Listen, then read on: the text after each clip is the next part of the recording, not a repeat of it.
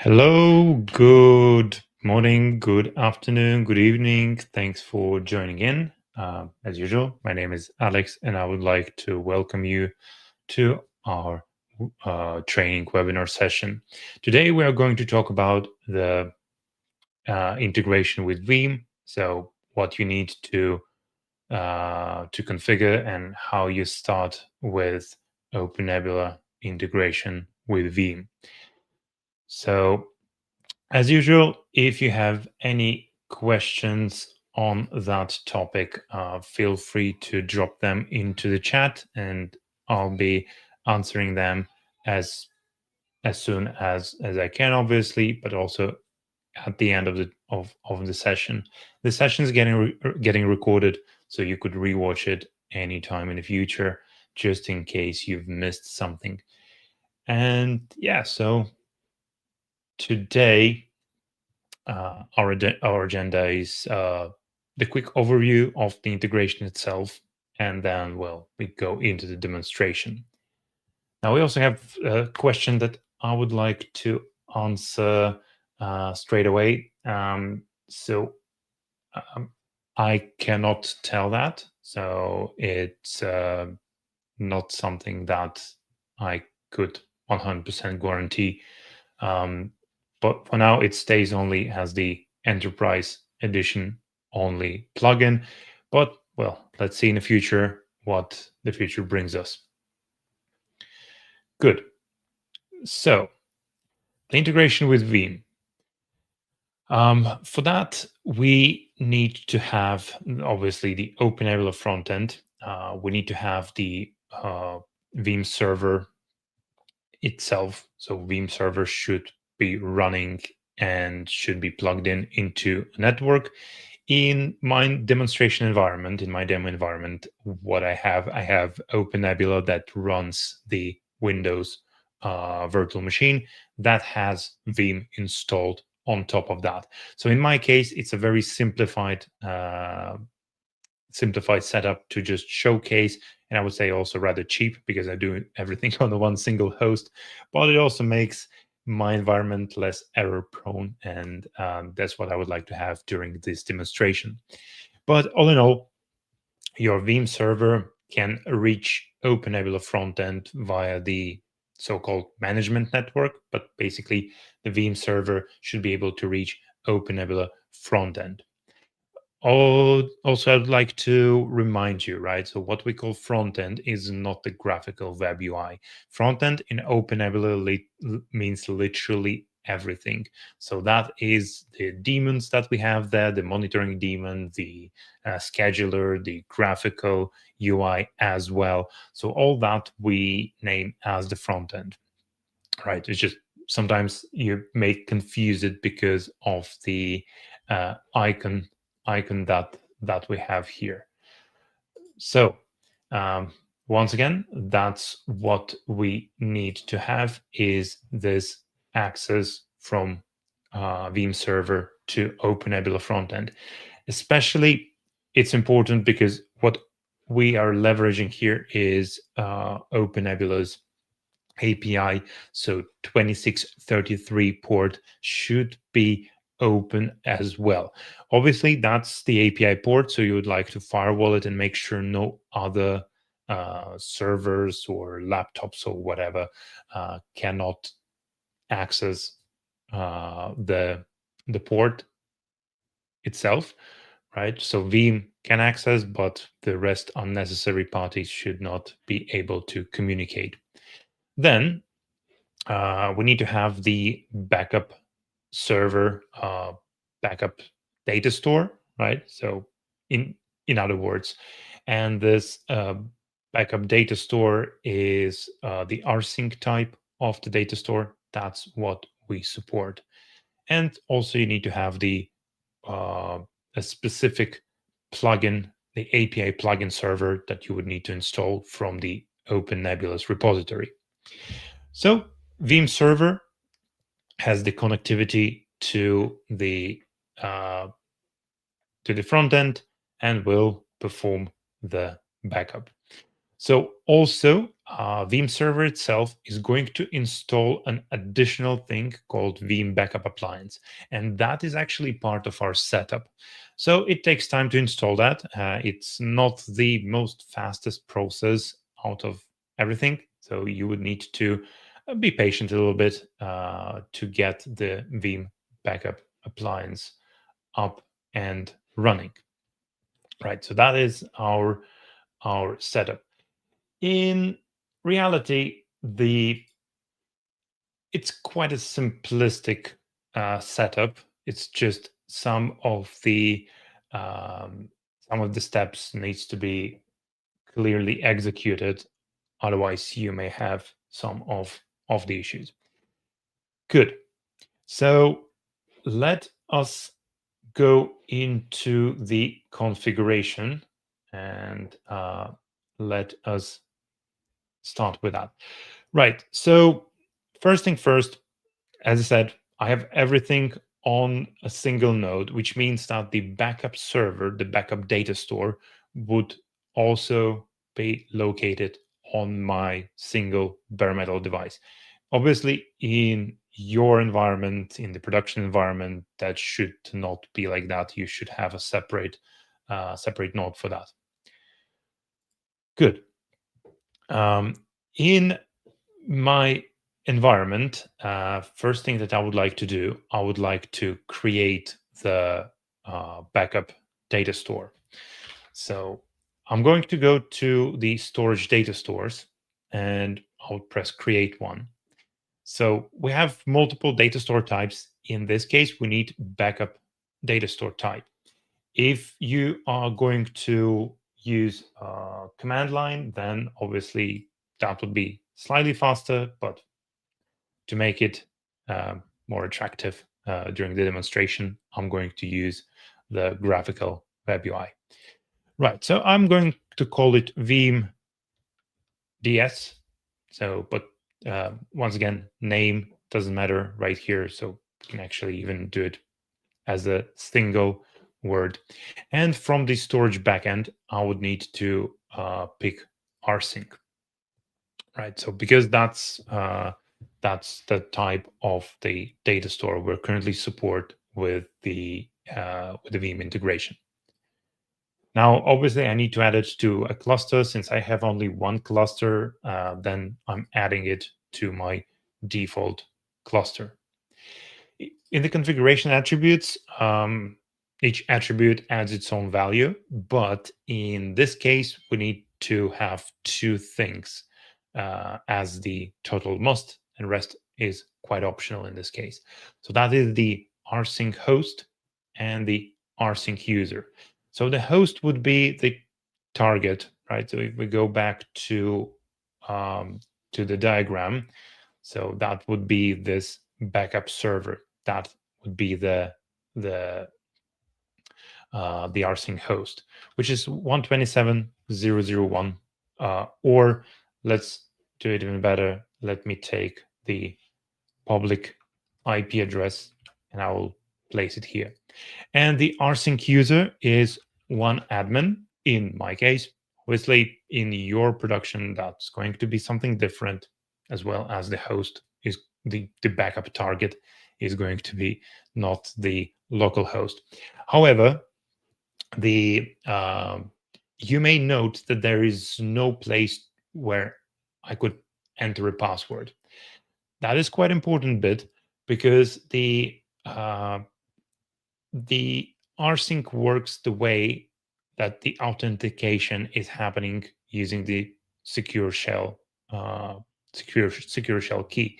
So in case you are configuring it as it's supposed to be on a separate device, you need to make sure that the user that you're going to use on that backup server has uh, the key enrolled, right? So for example, if that would be the backup dash admin at the backup server, then I need to make sure that from one admin, I can secure shell to that backup server using the backup dash admin user.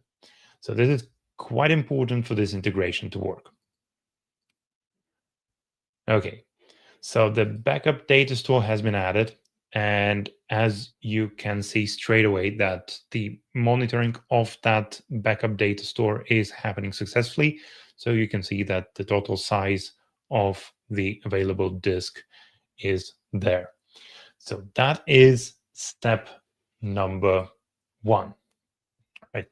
So then there is obviously step number two is that we need to install that the Overt API plugin, because that's what we are going to use. We are going to use the overt capabilities in Veeam to perform these backups. Right.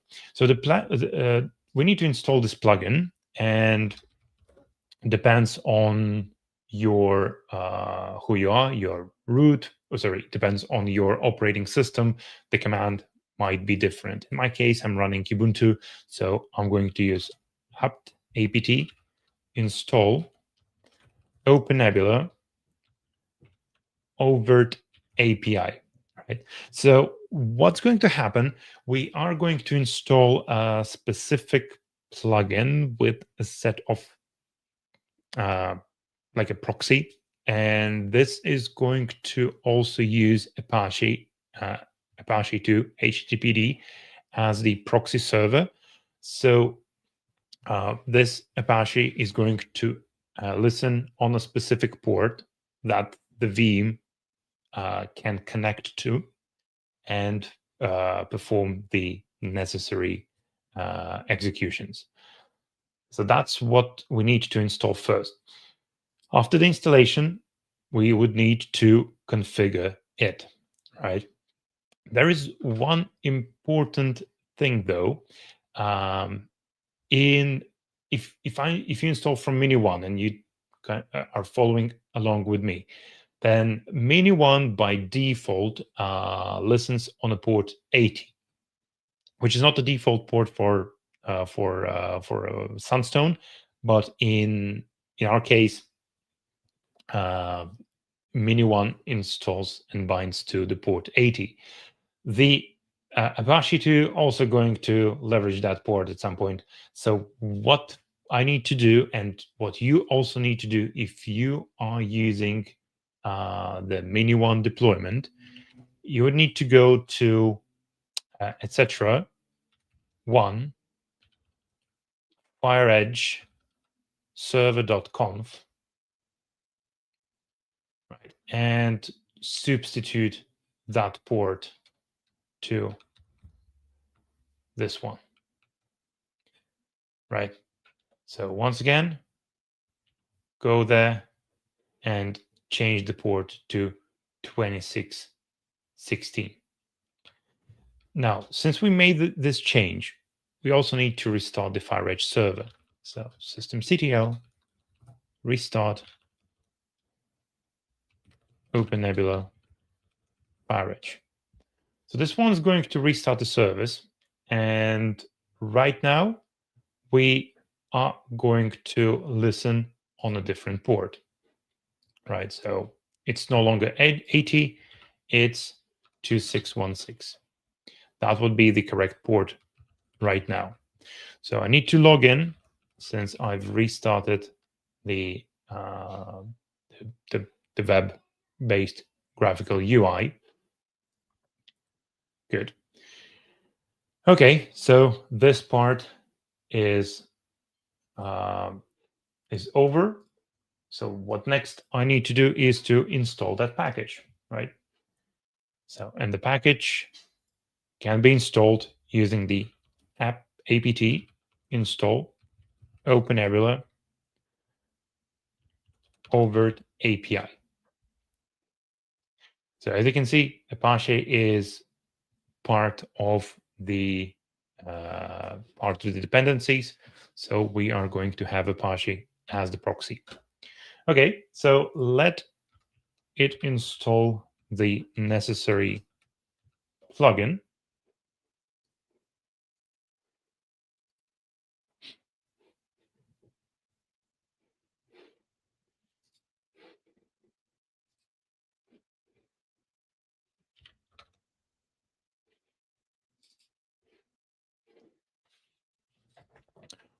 So as you can see, the plugin has been exported. So what else is going to happen? We're going to also create a self-signed uh, certificate. So the connection is secure because, well, this is part of the requirements. But yeah, so you need to know that there would be a key there. All right. So the next, what we need to do is to configure the we need to configure that configuration file. So this one's located under the etc. No, I don't. I think one. Let me. Yeah, overt API server.yaml. So it has some specific internal things, but what is the most important part is this one.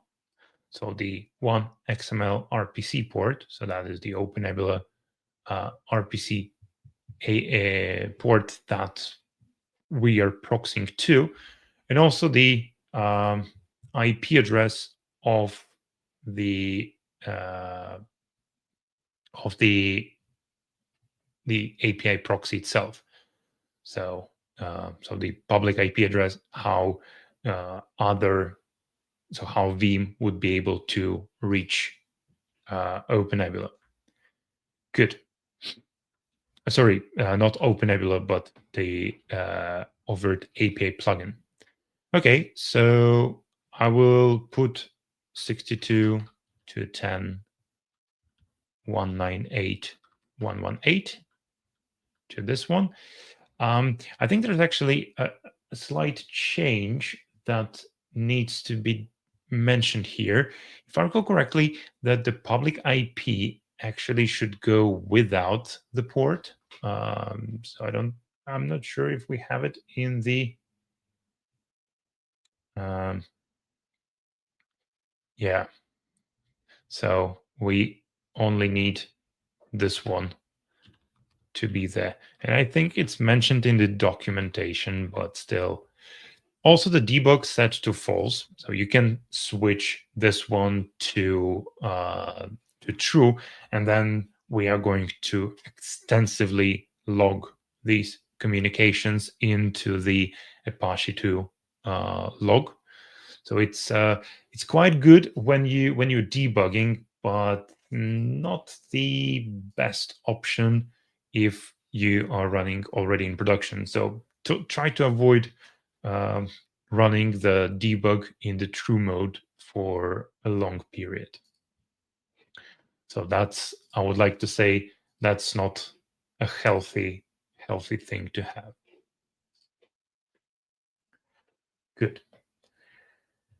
Okay, so we have this one. Let's save the file, and now since we made some changes, let's restart the Apache server. Good. Good, good, good, good.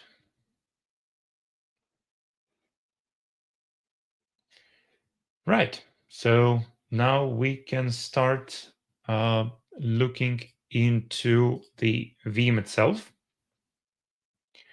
However, let's take a short pause and let's talk.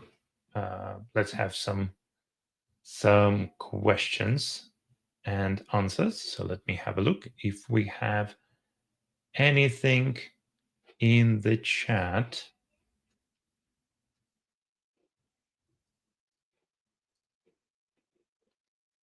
Okay. Sorry, I kind of lost the chat here. Okay, I don't see any questions. So, folks, if you have any questions, let's ask these questions right now. I'll take a pause because there might be something that you wish to know. right before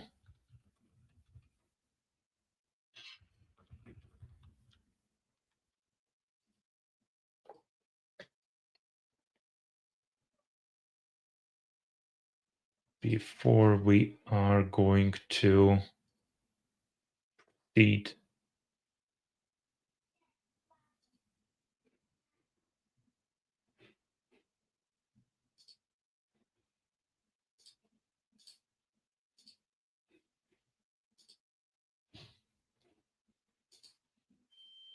Okay. Right, so no questions. Let me go then to Veeam. So let me log in.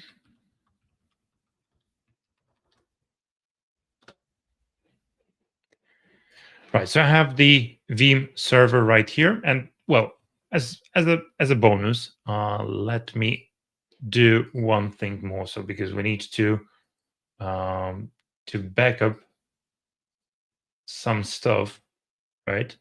So let me add the something from the marketplace. So one admin, my very secure password that nobody's going to guess.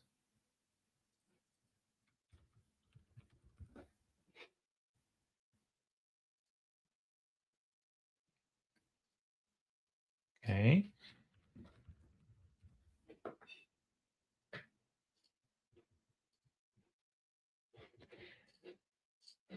And then let me also add, and you can again follow along, and let's download the Ubuntu 2404. It's going to be a little bit more lightweight than Alma.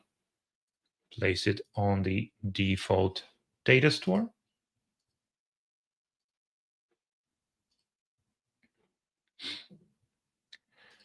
Okay. So good. This one is getting downloaded. That also means that I can switch to the Veeam itself.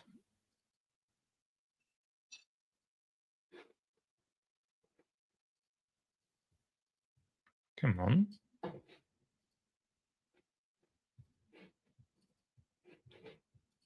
For whatever reason, the remote is not working. Let me open it once again.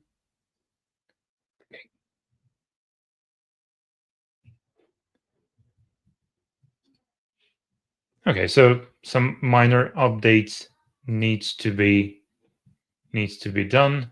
So not a big deal here and there.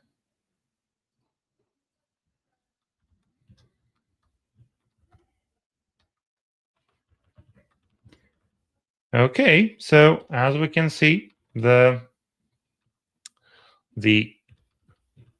backup component update finished.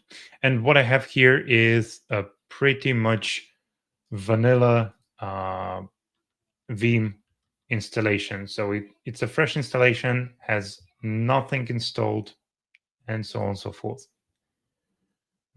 So first, what we need to do, we need to go to the backup infrastructure, right? And from the backup infrastructure to the managed servers. So the managed servers, so we need to add our server first. Going back to the diagram, right? So we need to add the OpenNebula um, uh, OpenNebula there, but once again, it's going to look like as the overt API to Veeam. So select virtualization platform, select Oracle Linux, and then we need to point out the DNS name or the IP address. So the IP address in my case is this one, so the public IP address of my all-in-one node, obviously without any any HTTPs and trailing backslashes. Good.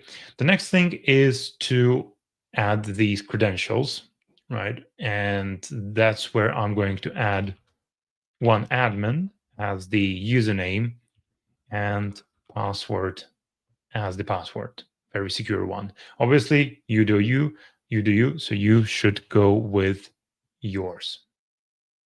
Okay, so one admin credentials are there, and we need to apply.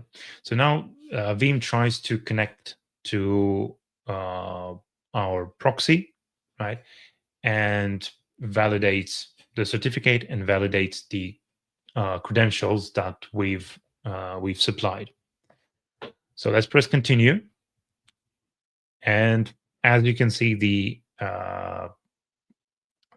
we've successfully added the overt KVM. But in reality, obviously, it's a plugin that further translates that to OpenNebula. So even though it tells overt KVM, actually that is the OpenNebula. Good. So that is one part of the overall thing. The second one is to deploying the backup appliance, right? So the Veeam backup appliance. If you by accidentally press no worries, you can go to backup proxies and then initiate this procedure yourself. But so good of Veeam, they are offering this capability straight after. So we say yes, right? We want that. We don't have any existing one, so we need to deploy this new backup appliance.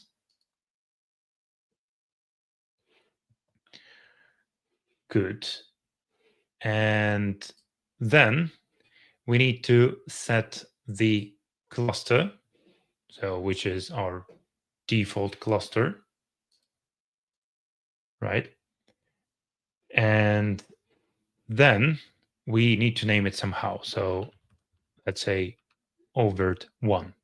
Then we also need to select the domain for our environment, and then we are going to go to the next step.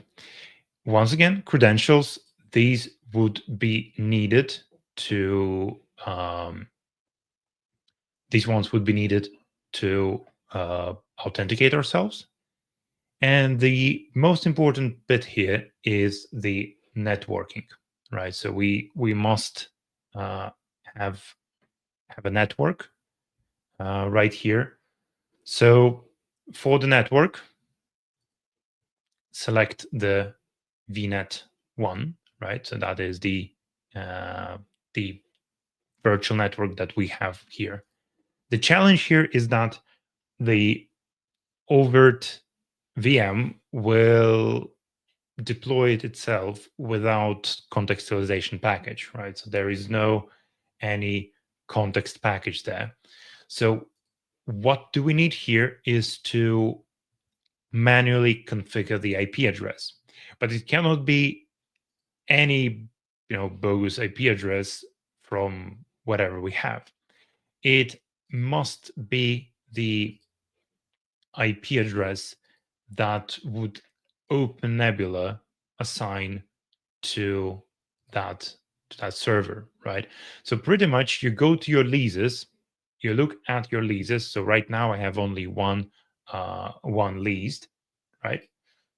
So the next thing is you go and add right here +1. So my next IP address in my environment would be 172.16.100.2, right?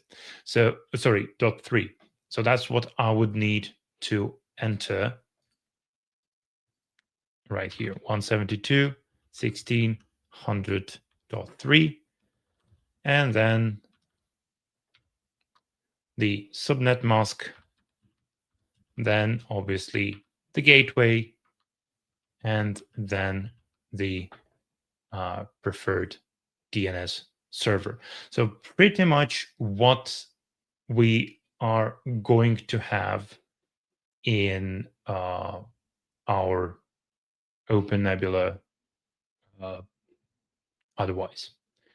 Good. So we can enable secure shell, and obviously you can untick obtain the updates, but updates would be obtained anyways. And then we click apply, and that will start installing the that backup appliance. So it's rather a lengthy task, so be aware of it.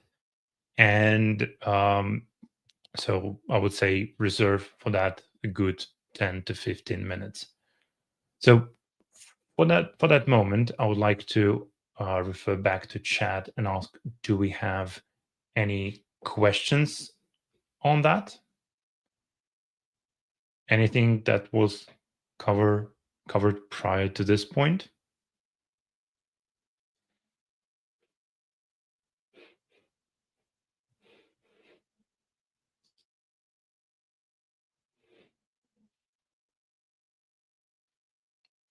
Okay.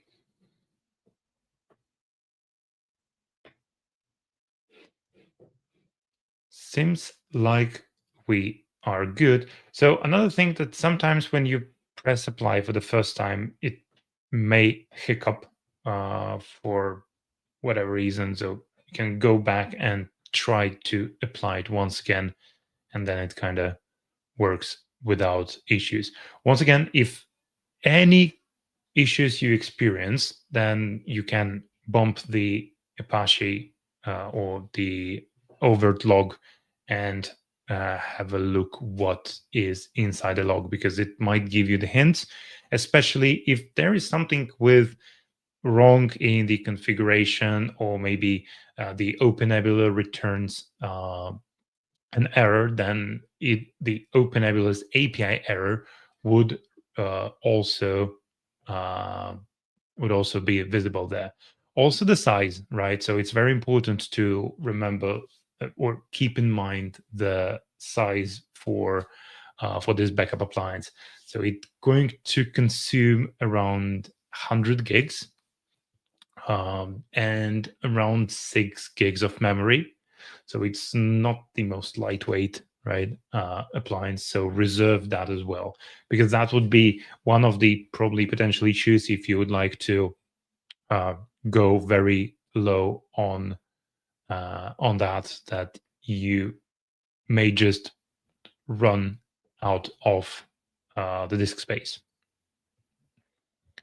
Okay, so we pressing apply. So now the process has been started. We can observe, right? So we are initializing the deployment of the backup appliance. Then the appliance is uh, getting deployed. We can also go to our virtual machines, and you could see that there is a significant process happening, right? Also, in the images, uh, at some point, you may see some extra images added. Once again, this is something necessary because we need to add this image in the first place. So it's going to have some extra disks and so on and so forth. So as that, it's not the fastest process, right? And all that depends on multiple things: your disk speed, right? Your network speed and bandwidth. So is it currently occupied or not? And do you have enough, like the faster internet, or you're running on something very slow? Because partially the we are going to use public network to download some of this stuff. So once again, that is something just to uh, keep in mind when you integrating OpenNebula with Veeam. Okay, so let's have a look. Do we have any new images? Yeah, so for example, you can see this one, Veeam KVM backup disk overt one. So there is a disk that was created. And once again, have a look at the size. It's 100 gigs at the minimum. And here it is, the virtual machine also is in the process of creation, right? It may fail in the first step. Uh, Once again, because we need to create a virtual machine, then we need to attach some specific disks to that. So rather lengthy process, as I mentioned before.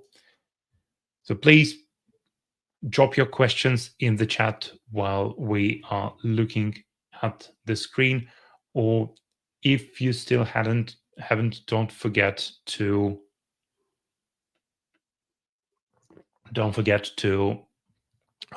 subscribe to our notifications for more webinars. Okay, so it failed deploy. Yeah, that's said, for the first time, it may fail to deploy. So then let's just kickstart this thing once again, right? So it it happens for the first time, but then once the appliance is running, you should not experience any issues in the future. Yeah, so as I mentioned, comments are very, very welcome. So please drop your comments in the chat. Right. Then, once again, I'd be very happy to invite you to other webinars that we're hosting, not only the training ones where we're looking at stuff step by step, but also the ones that are about the product updates or about the new features or about some interesting collaborations with guest speakers. So we have all that. So please don't miss out on our upcoming webinars and trainings. Next thing, I would like you to invite to participate actively in our community. So forum would be something to look at if you are running community edition and you have some kind of an issue. Check out the forum, because there is a really high probability that someone had already resolved all of the issues, right? So um, that's pretty much your go-to for all of these things to ask about OpenNebula if you are on the community edition. Also, don't forget there are multiple ways how to deploy OpenNebula if you're just casually watching right now and not running your OpenNebula environment yet. Then we have multitude of options. One deploy would be one of the best ones. Again, where to look for that? Documentation that is going to guide you through all of the possibilities how to deploy OpenNebula.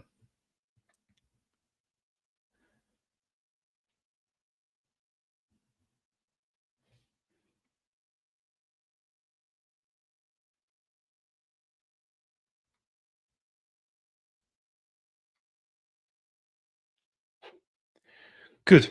So let's have a look back. Do we have? Yeah. So as you can see, we successfully passed that stage when we had some weird issues with attaching the disks, and now we are starting the backup appliance, right?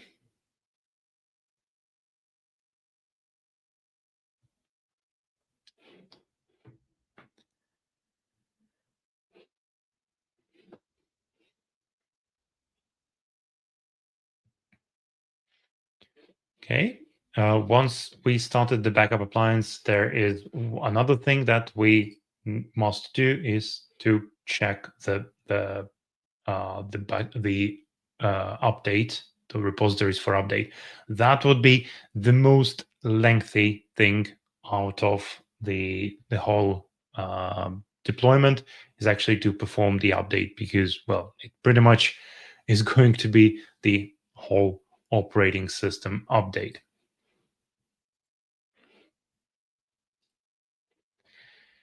Right. So back to OpenNebula, right? We can go to the VM, and once the VM, as you can see, running, then we can VNC into that. So, oops, probably went into the restart. Okay, so as you can see that um, the login page is there, and now we also have the version, the SSL certificate fingerprint, and then it also shows us that small splash that Veeam backup for over KVM is there. So if you know the credentials, then obviously you can log into that uh, into that system should you need to. I don't think you should unless you know what you're doing and you need to debug. But other than that, it is um, it is good to go. Right. So as you can see in the process for now, right, we're uploading the installation image to the backup appliance, right? So it means that there is going to be an actual installation happening. So it's once again that all that's time that we are spending here is not because you know something both happening. No, it's just because it's actually part of the installation. And since it's a complex software, it requires some time to actually get things installed. Excuse me for the background noise.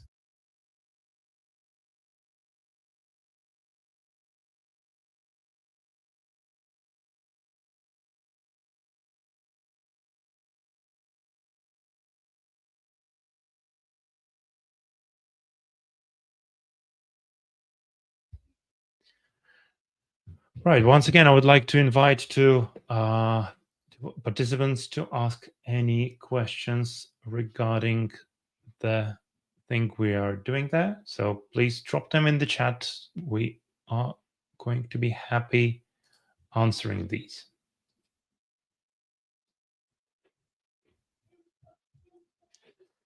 So, as of my experience, it takes a hefty 10 minutes, uh, plus minus, more or less, in order to get all your updates aligned. Once we get them, we would have a list of our virtual machines that are running. So maybe just while we going there, let us instantiate a virtual machine. So Ubuntu VM, uh, just as the backup target.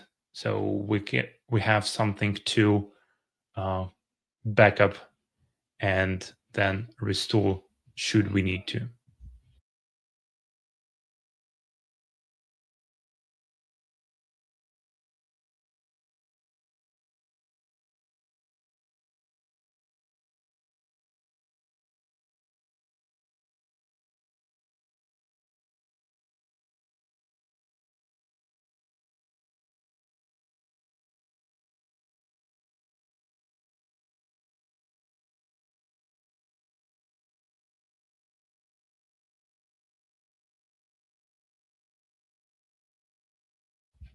Okay, so some kind of a weird issue that virtual machine cannot be deployed.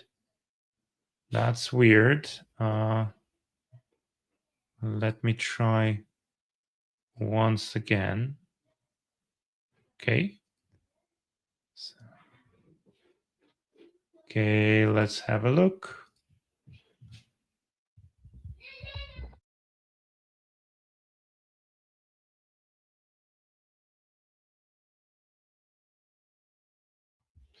That's kind of weird. We experienced some issues with this one. Okay. Should be actually should go without any issues. That's kind of a weird one. Anyway, I have another environment, so we can jump into that and have a look on that one.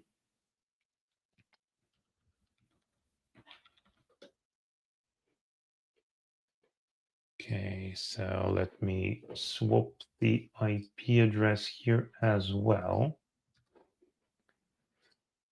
And I will leave this one untouched so I can debug it further down the line.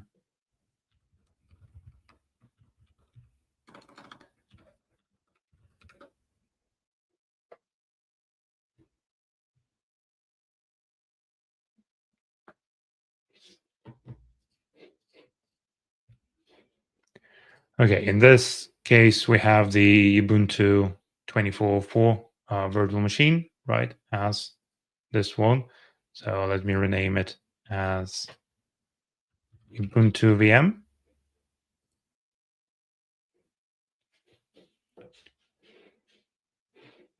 Good. And then we have the overt. Let's have a look if that one is running as expected. Yes, so the overt is there. Good. And then I need to reconnect to that virtual machine with username and the password. Weird. Okay, so as you can see, this one is also still in a little bit of the updating the backup appliance process. So we can also look, how much it actually takes time to perform all these changes, all these updates, right? So it's about 8 minutes and 15 seconds to uh, update the backup. So to look for the backup appliance, then there is obviously a snapshot that needs to be created, and then we are updating the backup appliance. So kind of still takes time from the storage perspective, right? Images. You can see that this image right now is also being used. The reason why actually this image is red, so this is something to worth mention as well, is that the virtual machine, the Veeam appliance that was created is in the persistent mode. So what's the difference between the persistent and non-persistent, right? So non-persistent is pretty much your golden image, right? So you can deploy as many virtual machines as you wish from that golden image. And when you terminate the virtual machine, that the virtual machine takes all that data uh, into the trash bin as well. Now, that is non-persistent, and this is the default state for majority of your images. Now, the persistent one, it means that when you terminate the virtual machine, then the virtual machine changes that you made with that image are going to be synced back. Now, the thing with these persistent ones is that only one virtual machine can claim this image at any time. So you cannot have multiple VMs running from one persistent image, right? And depends on the data storage backend type you have. It would be either the kind of the full clone or whatever in the end of the day will end up on the hypervisor. But this, as you can see, currently is locked used, so there would be no way I could start a VM from this one. So typically the use case for your persistent images is when you are running, when you need to build your golden image, you deploy a VM, make those changes, harden it, install some patches, some security fixes, maybe some reconfiguration, maybe some software, and then terminate it to sync it back, turn it back to the non-persistent and use it. Second option is like we have in with Veeam, right? When we need to make sure that there is a so-called data consistency. Good. So our proxy has been successfully installed, right? We can see it in the backup proxy. And if we go to our home, we now can start the backup jobs, right? So we can back up the virtual machine.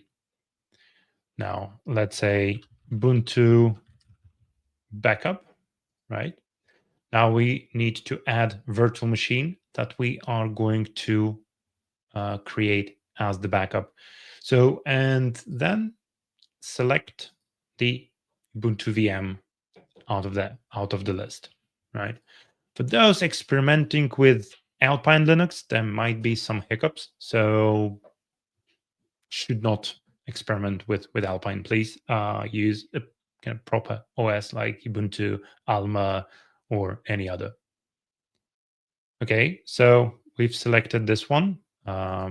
Then we need to define the retention policy, so and so on and so forth. Then, if we would like to run the job automatically, so pick the how frequently we should run it, for example, daily at 10 p.m., and then the retry. Okay, so applying the job, and we also can trigger the job as soon as we will click finish. So this one is going to create the backup. So as the backup data store, we are going to use our rsync, right? So if we go to data stores, we are going to use the rsync for that.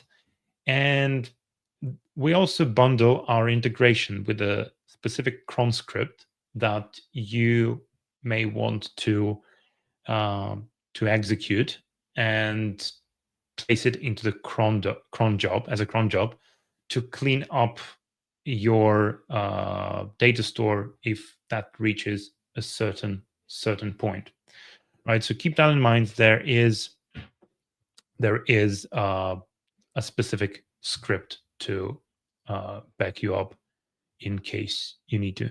Well, this somehow failed. Let me retry the job.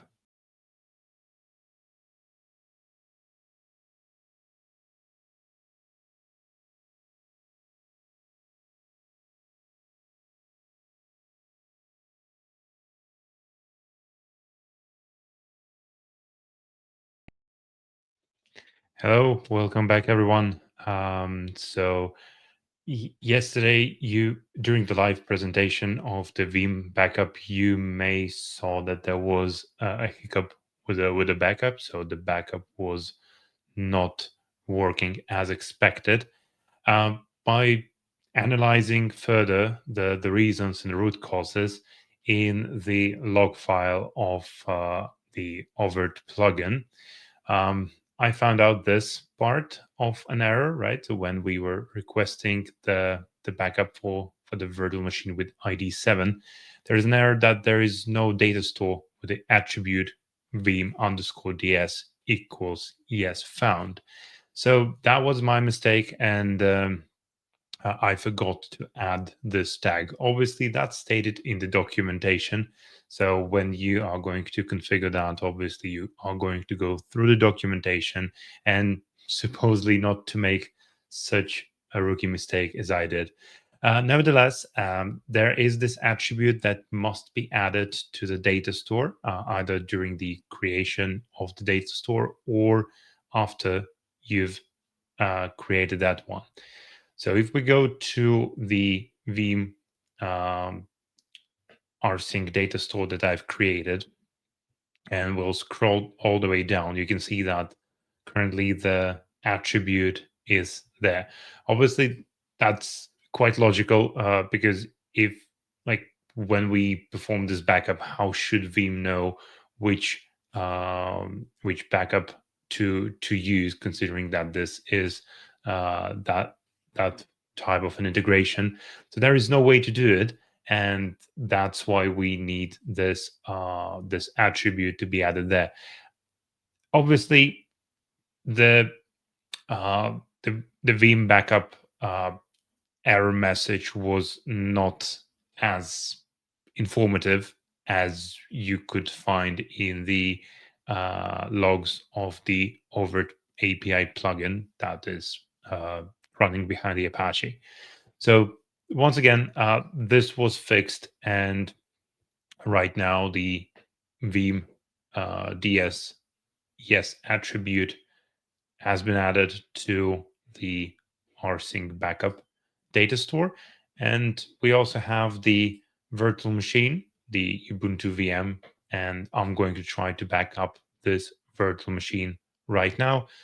With the same approach, we'll create a backup job and we'll see how this one would go. So back to the Veeam backup and replication console, the community edition, pressing the backup and clicking the virtual machine, right? So we want to back up the whole VM. Let's keep the name as is, as it doesn't matter at the moment. Then just add the virtual machine that we would like to back up, and that would be the Ubuntu VM. So going to the storage, so everything goes to the default backup repository. So nothing needs to be changed there. Enabling scheduler to run the backup job automatically at 10 p.m. every day. So daily backups. And let's run the job once we click finish to kick in the backupping process immediately.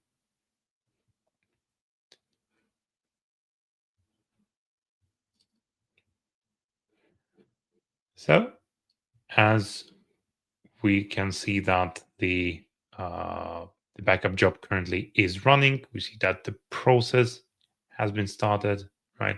And then depending on the speed of the backup data store and as well as your network speed, it may come up either faster or slower. Additionally, if you're using the QCOW2, not the and if your VM has no raw type of disks, then the uh, incremental backups are also possible. So that's what the integration will check uh, at the first. So we can also look at the details if we would like to, right? So there might be some warnings about the transfer URLs for an image. So it's switched to the proxy URL, which is in the scope of this integration, it's fine, right? It just makes maybe a tiny bit uh, difference. So job is going to get finished with a warning, but that's because of this one. So it doesn't affect anything, the backup consistency and so on. It's just a just a just an error, right? So that and that proxy that we're using, it can be fine-tuned. So there are some links, some specific um, things written in the documentation how to uh, change these settings at the proxy level. So we can see that currently we have the backup job, and this one has the Ubuntu VM with the restore point. So there is one restore point, which is amazing, right? And then we also can restore the virtual machine if we need to. For example, restore the entire VM. Now we select the Ubuntu VM, right? So the virtual machine that is part of this backup. Now we can restore it to the original location, or we can restore to a new location, or with different settings. So what's the reason here why I'm picking this one instead of the original location is that first of all my virtual machine is running, and considering that I don't want to have the same named virtual machine, so I would like to just have it as a different VM. So this one.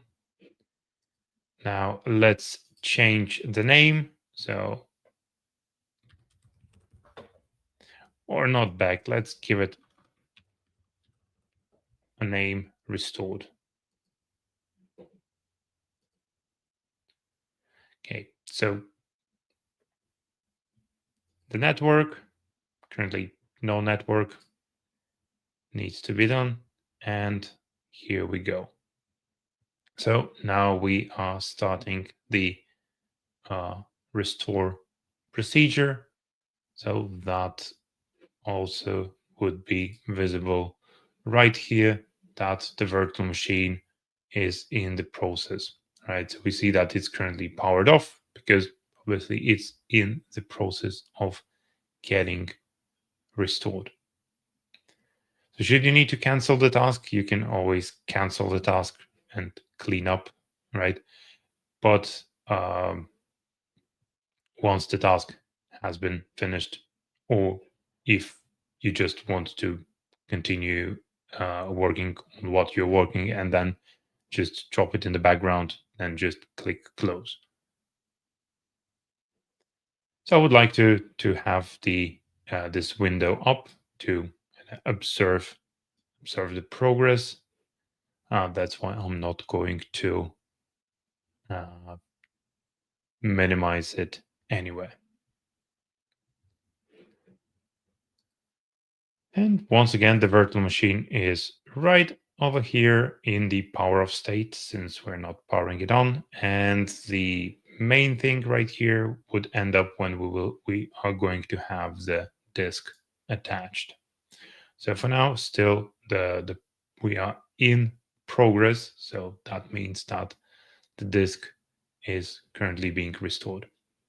And yeah, so as we can see, it took a little bit of time to get things back, but restore has been finished, and we can power up the VM.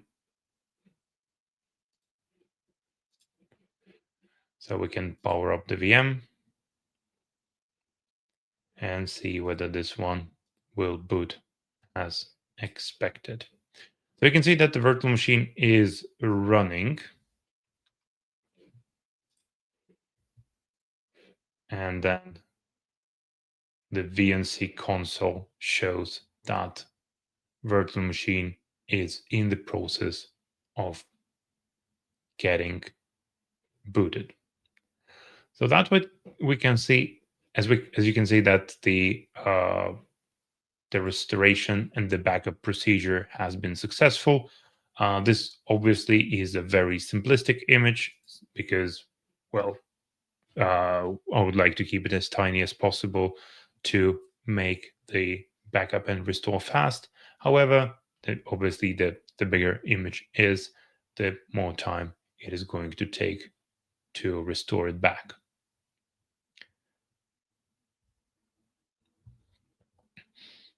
And that would be it. Thanks for your understanding, and see you in the next webinar. Bye bye.